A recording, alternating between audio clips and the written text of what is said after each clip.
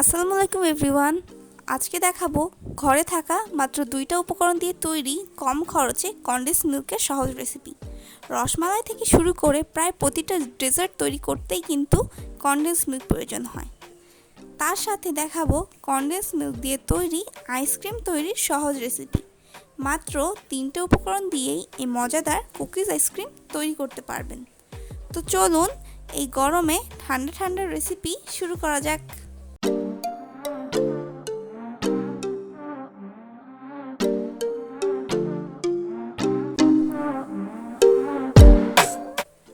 প্রথমেই আমরা কনডেন্স মিল্কটা তৈরি করে নেব। সেই জন্য একটা বড় কড়াইয়ে 2/3 কাপ দুধ দিয়ে দিচ্ছি। এটা হচ্ছে গরুর দুধ, আপনারা চাইলে গুঁড়ো দুধও ব্যবহার করতে পারেন। এখানে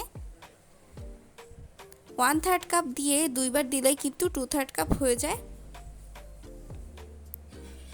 এখন এখানে দিয়ে দিচ্ছি 1/3 কাপ এবং 2 টেবিল চামচ পরিমাণ চিনি। আপনারা চাইলে চিনির পরিমাণটা কমাতে পারেন, কিন্তু বাড়াতে যাবেন না, বাড়ালে কিন্তু কনডেন্স মিল্কটা দলা পেকে যাবে। এখন এই দুইটা জিনিস খুব ভালোভাবে নেড়ে চিনিটা গলিয়ে ফেলতে হবে।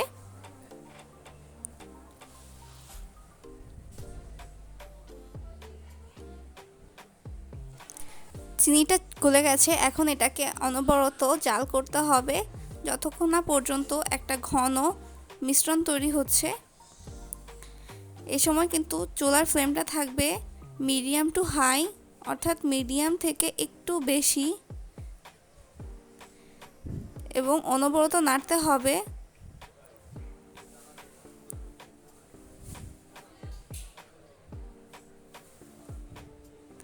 এভাবে 2-3টা বলক আসার পরেই কিন্তু কনডেন্স মিল্কটা একদম তৈরি হয়ে যাবে।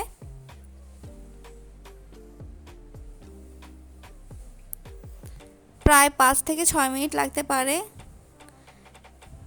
2-3টা বলক আসার পর কিন্তু এইভাবে দুধটা ঘন হয়ে গেছে। এখন ভালোভাবে নেড়ে নিচ্ছি, না নাড়লে কিন্তু নিচে থেকে পোড়া লেগে যেতে পারে।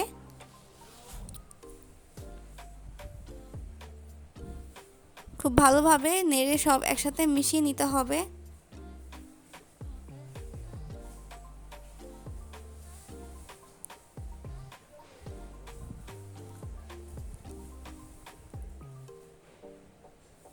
এখন এখানে দিয়ে দিচ্ছি 1 চিমটি বেকিং সোডা,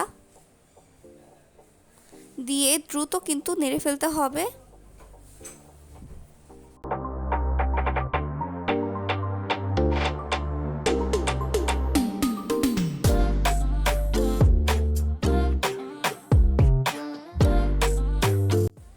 মেশানো হয়ে গেছে এবং আমার কনডেন্স মিল্ক কিন্তু একদম রেডি। এখন এটাকে চুলা থেকে নামিয়ে একটা পাত্রে ঢেলে নিয়েছি এবং এটাকে অনবরত নাড়তে নাড়তে ঠান্ডা করতে হবে, নাহলে কিন্তু চিনিটা শক্ত হয়ে জমাট বেঁধে যাবে।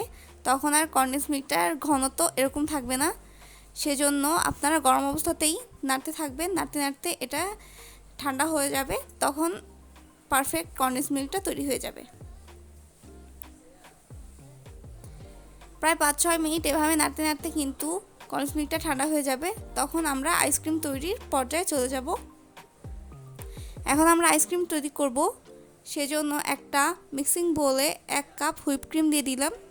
এই হুইপ ক্রিমটা ফ্রিজে অনেকদিন থাকার কারণে একটু জমাট বেঁধে গেছে, তবুও এটা দিয়ে কিন্তু আইসক্রিম তৈরি করা যাবে।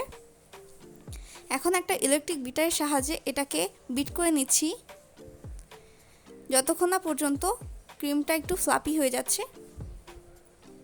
আপনারা চাইলে এখানে ইলেকট্রিক বিটারের বদলে হ্যান্ড হুইস্কও ইউজ করতে পারেন। এখন বিটারের সুইচটা অফ করে চারদিক থেকে একটু ক্লিন করে মাঝে এনে দিচ্ছি, এতে বিট করতে সুবিধা হবে।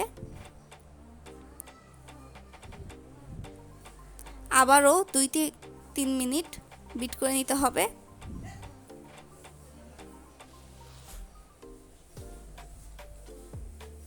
বিট করতে করতে কিন্তু ক্রিমটা ফ্লাপি হয়ে যাবে।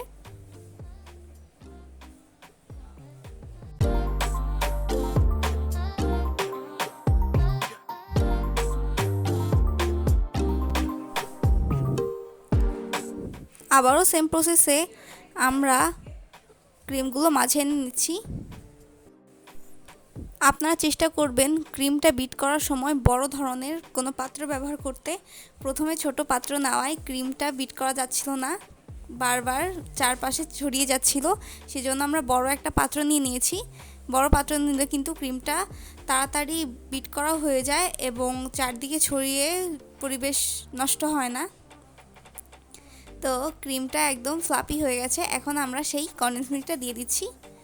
এখানে 1/3 কাপ আছে কনডেন্স মিল্ক।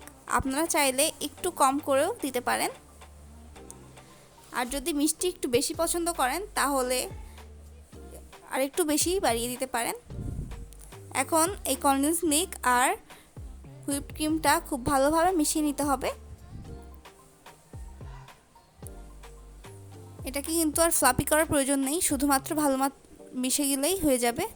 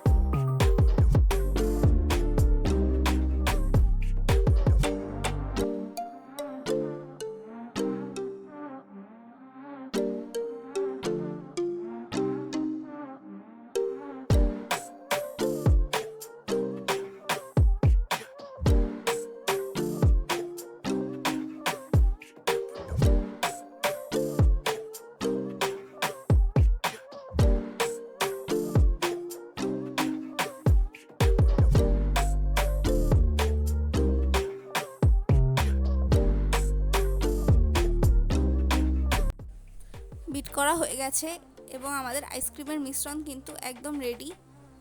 আপনারা স্ক্রিনে দেখলেই বুঝতে পারবেন যে ঘনত্বটা কেমন হতে হবে আইসক্রিম তৈরির ক্ষেত্রে।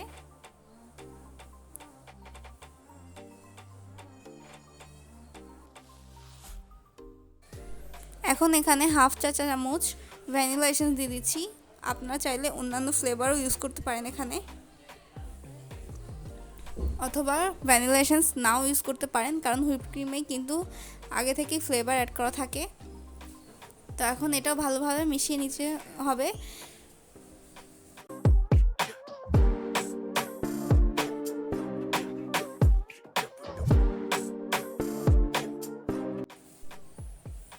এখানে আমরা কিছু বিস্কুট নিয়েছি, এগুলোকে আধ ভাঙা করে নিতে হবে।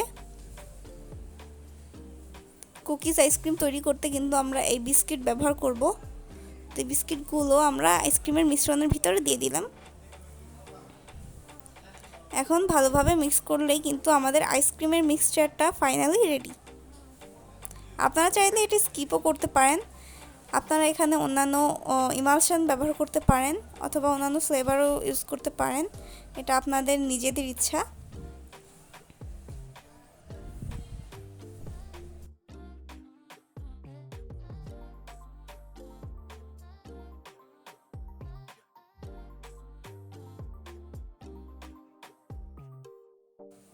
মিক্স করা হয়ে গেছে। এখন আমরা একটা পাত্রে আইসক্রিমটা সেট করব, সেজন্য প্লাস্টিকের একটা পাত্র নিয়েছি। এখন সম্পূর্ণ আইসক্রিমটা ঢেলে দেব পাত্রের ভিতরে।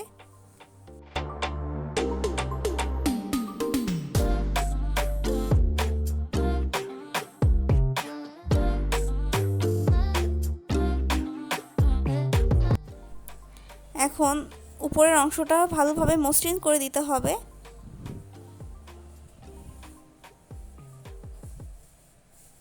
আপনারা চাইলে কয়েকবার ট্যাপও করে দিতে পারেন, তাহলে সুন্দর মসৃণ হয়ে যায়।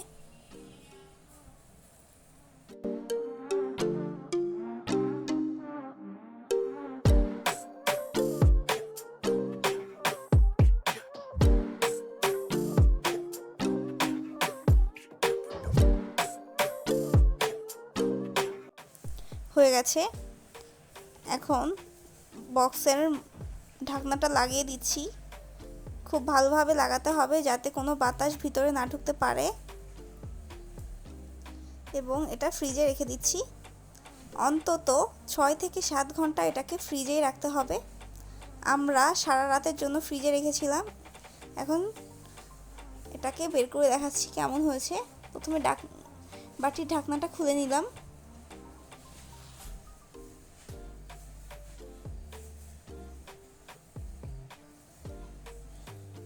আপনারা কিন্তু দেখেই বুঝতে পারছেন যে আইসক্রিমের টেক্সচারটা কত সুন্দর এসেছে।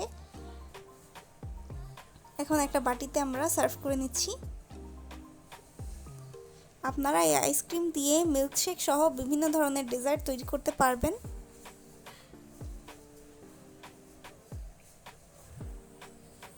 এখন উপরে কিছু কুকিজ দিয়ে ডেকোরেশন করে নিচ্ছি। এটা টোটালি অপশনাল, আপনারা চাইলে নাও করতে পারেন।